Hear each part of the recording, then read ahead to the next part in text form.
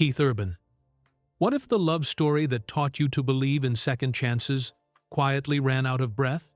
Not with scandal, not with shouting, just a hush that feels heavier than thunder. Tonight, we're stepping into the lives of Keith Urban and Nicole Kidman, two artists forged in fire and silence who built something that looked unbreakable. And now, he's finally spoken about where that story stands. Before the spotlights and encores, Keith Urban was a barefoot kid on the windswept edge of New Zealand. Born the 26th of October, 1967, in Whangarei.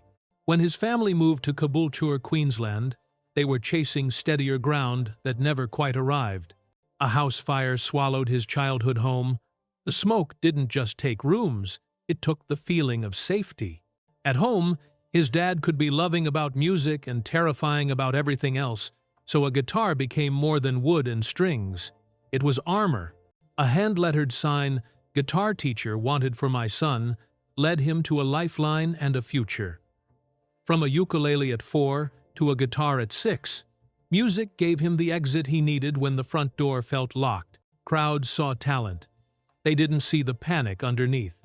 He played smoky pubs while other kids were still learning how to ride a bike, collecting small-town trophies that hinted at something bigger.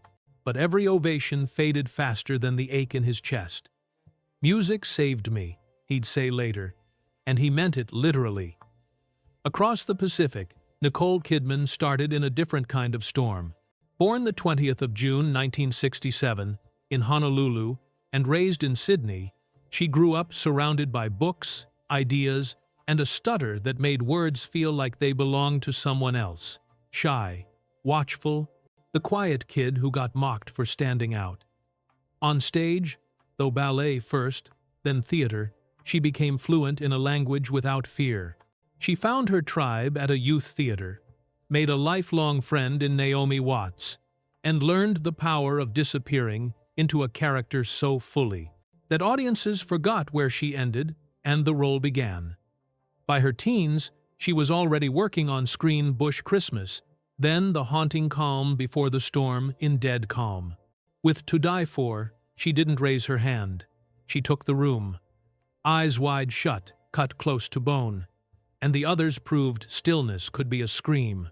Then, the hours arrived, and Nicole Kidman walked on stage a survivor, her Oscar proof that quiet can be louder than any roar. Meanwhile, Keith Urban kept fighting for air. A local record came and went. Nashville slammed doors. He sold songs to other voices and wondered if he'd misheard his calling. The ranch flickered, then vanished.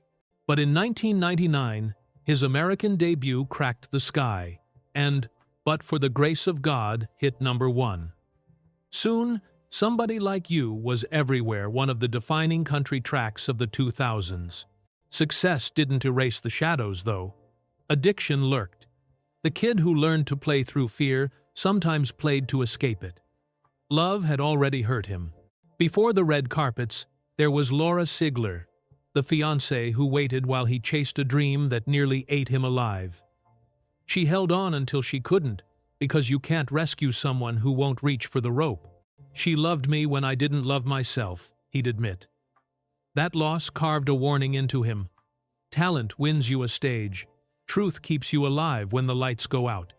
And Nicole Kidman? She'd lived a love story that looked like a movie because it was. She met Tom Cruise on Days of Thunder, an electric bolt that turned into a marriage everyone recognized and almost no one understood. There were heartbreaks. The world didn't see miscarriages, then the joy of adopting Isabella and Connor. And then there was the quiet collapse, the kind that ends not with a fight, but with a file.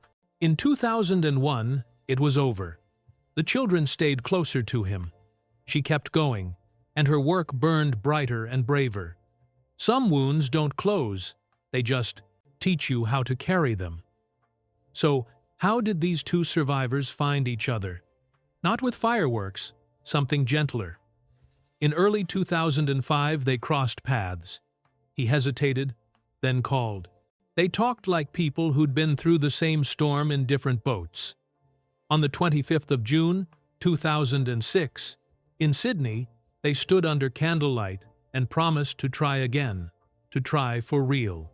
And then came the first test, a relapse, just months later. Nicole Kidman didn't run. She staged an intervention and stood there, steady. Keith Urban chose rehab, chose the fight, chose her. What followed felt like grace made ordinary. Pancakes in the morning, songs in the kitchen, scripts by the fire. Their daughters, Sunday Rose, born 2008, and Faith Margaret, 2010, via surrogate, turned a house into a home. They built a life that looked simple, which is the hardest thing in the world to do when both of your names can fill stadiums. Wildfires licked their fences one year. Grief followed with the loss of parents.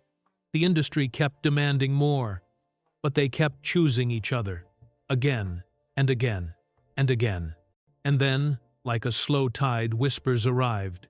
Separate arrivals at premieres, quieter lights in the windows, a man walking alone, head down, a woman smiling for cameras with something unspoken behind her eyes. Nothing scandalous, just the kind of distance you don't notice until it's a canyon. By 2025, the rumor became a sentence people said out loud. Maybe this chapter is closing. Here's the thing that hurts and heals at the same time. If you loved their love, you weren't wrong.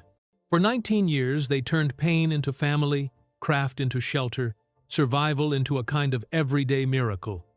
If they've reached a goodbye, it's not failure, it's final honesty.